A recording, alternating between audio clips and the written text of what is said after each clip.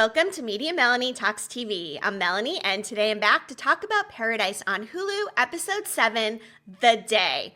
What a day it was indeed, from the horror of watching the world collapse to the way Cal Bradford, leader of the free world, handled this situation with the utmost humanity possible.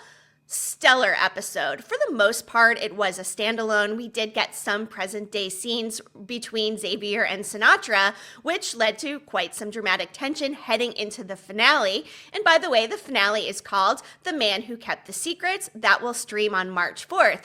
Speaking of Paradise and more streaming, the show has been renewed for a second season. We knew that Dan Fogelman, creator of This Is Us, has always had a 3-season plan for the show.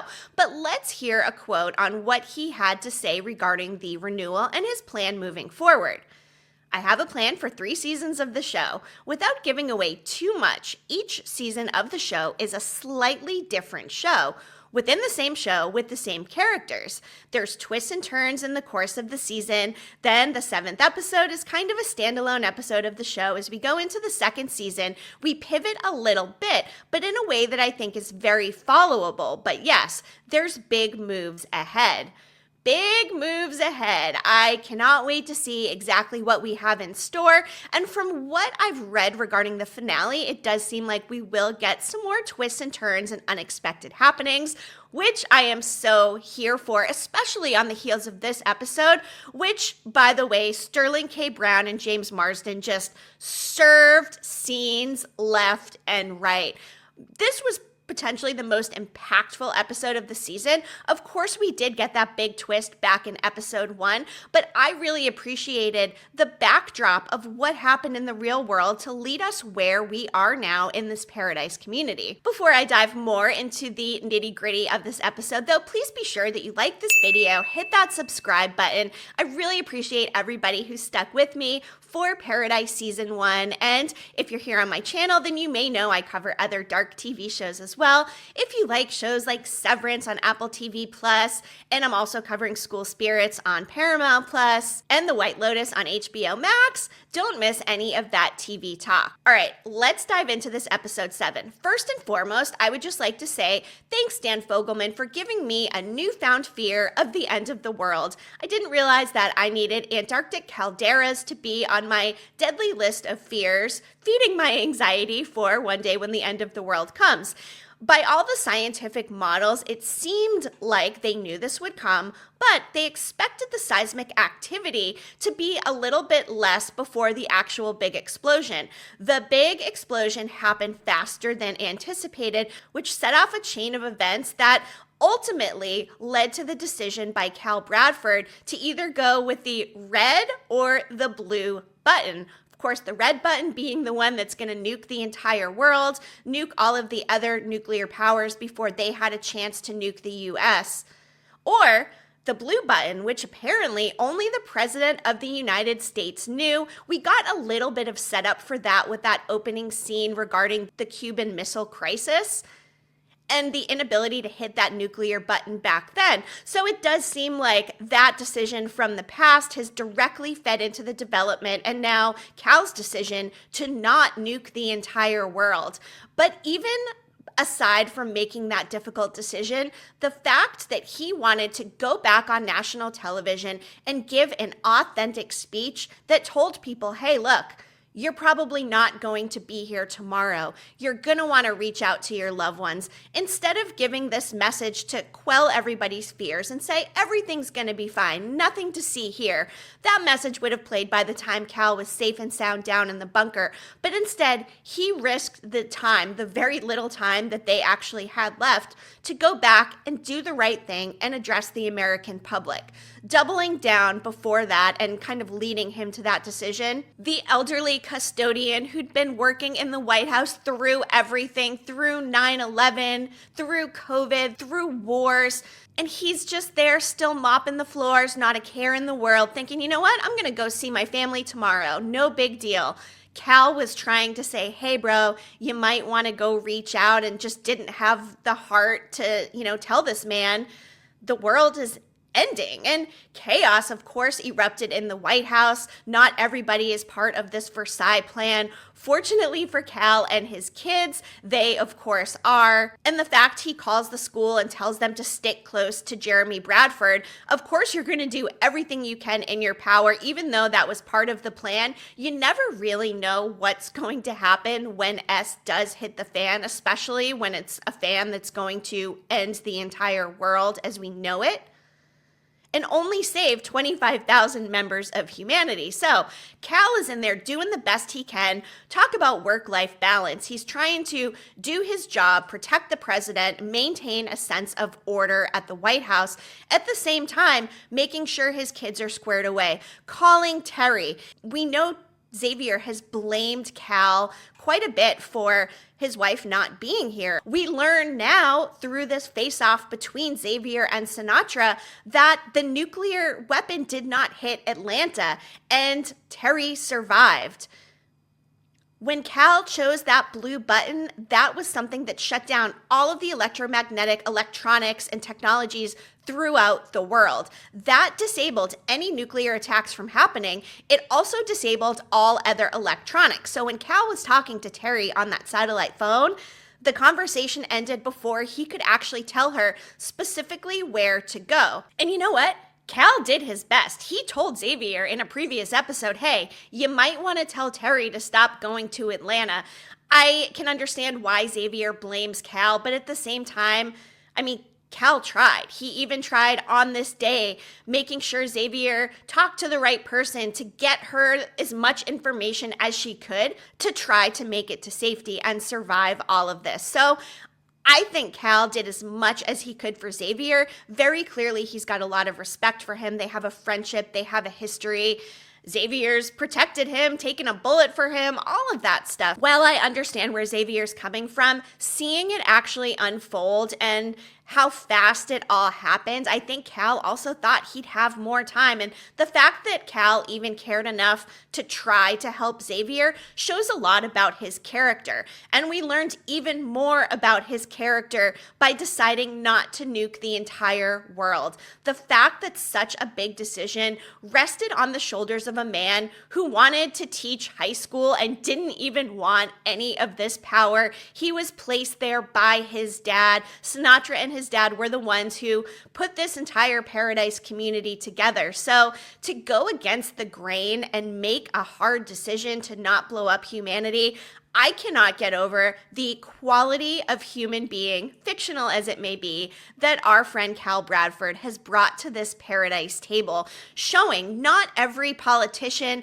not every person in power in this world is a corrupt, selfish person only in it for themselves. This decision by Cal to go blue instead of red could have a direct impact on him and everybody at Paradise by not destroying humanity. That's where the risk comes into play with other people coming to find them inside of this bunker. Now that we heard Sinatra say that the DNA from this crime of killing the president was not related to anybody in Paradise, who could have done it? When Presley had witnessed somebody coming into Cal Bradford's residence that night, she did mention they had that flower shirt on, the flower shirt from the bookmark, the same flower shirt we saw the workers wearing who were building this bunker. Did a scorned worker who did not make it into the bunker come back for revenge? And obviously, the American public or the global public as a whole doesn't realize the decision that Cal had to make. Nobody realizes he could have blown up the world, but he saved everybody, being the biggest hero of all. So who is coming in from outside of Paradise to kill Cal? And obviously, it's very important for Sinatra to find out. So will Xavier be able to get to the bottom of it so he can get Presley back and potentially go see his wife Terry or find her on the surface? Assuming this broadcast that Sinatra played was even recent or real, I'm assuming it's not AI. The other people did sound pretty legitimate, but something that got me with Sinatra was the fact that we heard the DNA was actually lost from the killing of Cal. So is Sinatra telling the truth, or is this a complete lie? Or did the DNA disappear because they knew it would be somebody from outside of paradise and expected them to be coming? How would they have even got in? How would an outsider infiltrate this bunker? I do have some questions. And then even along with this electromagnetic, the EMP button that shut down all of the electronic signals around the world, how is it exactly that they still have all of this power and technology within the bunker?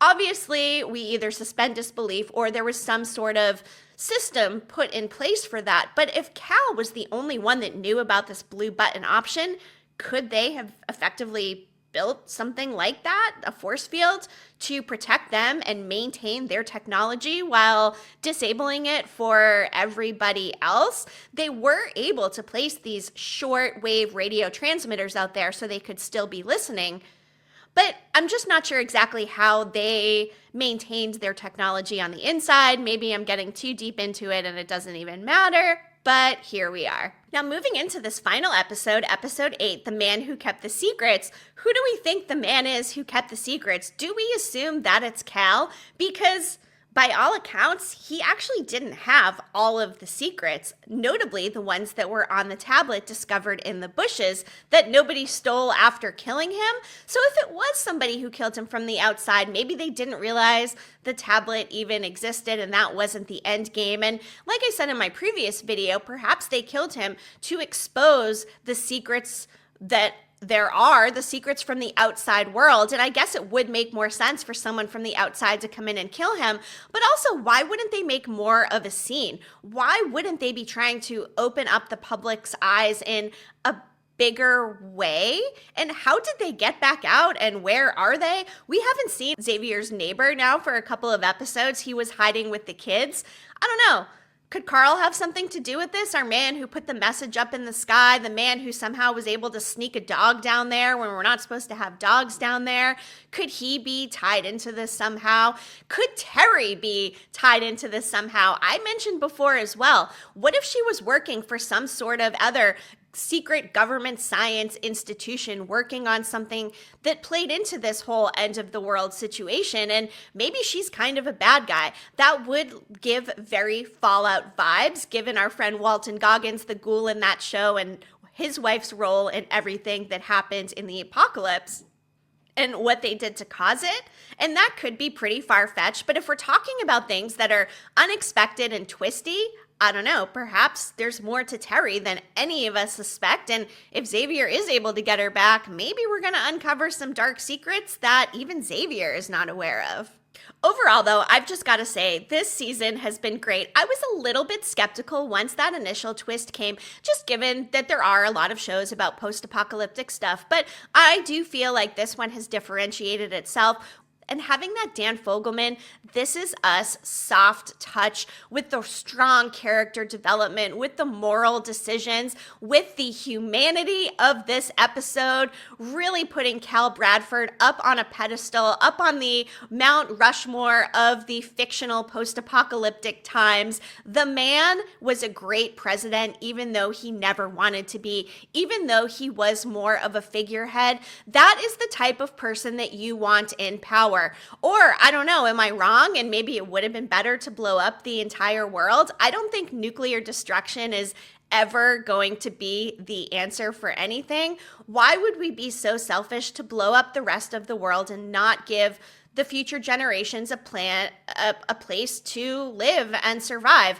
I understand the quest for resources, the competition to maintain and live in a healthy world after nuclear destruction. So I can understand they don't want the people competing for resources. There would essentially be a war amongst all of these survivors. And for anybody that did know about this bunker, like potentially the killer who entered to get Cal, whether that was for revenge or something else, the bunker was made known to people when all of this was transpiring, and a lot of people did not make it in despite trying. So I'd imagine for anybody who knew about that, the animosity on the surface is big. So to only send in one person to execute the president, I don't know, maybe they don't have a group big enough to take down the entire Paradise community, or maybe there is just something hiding just beyond that we haven't seen yet that will come into play in episode 8, the finale. So I will, of course, be here to cover it next week. I'm really hoping that I'm going to be coming on here saying, wow, did not see that coming, blew my mind, cannot wait for season 2. It does seem like that could happen given our guy Dan Fogelman, his incredible talents, and what he's put together here so far with an all-star cast. I mean, from Sinatra to Gabby to Cal to Xavier, everybody has played their part to a T, and Sterling K. Brown, he is my man. I will watch anything he is in, and I think I've said that in every single video I've done so far this season, and I will continue to carry that sentiment into the future seasons of Paradise. Thank you so much for watching, and for everybody who stuck with me during season 1 of Paradise. We will wrap up coverage next week, but again, please be sure to like this video and hit that subscribe button so you can get more of my TV talk. Thank you so much for tuning in. I'll be back soon. Media Melanie, clicking off.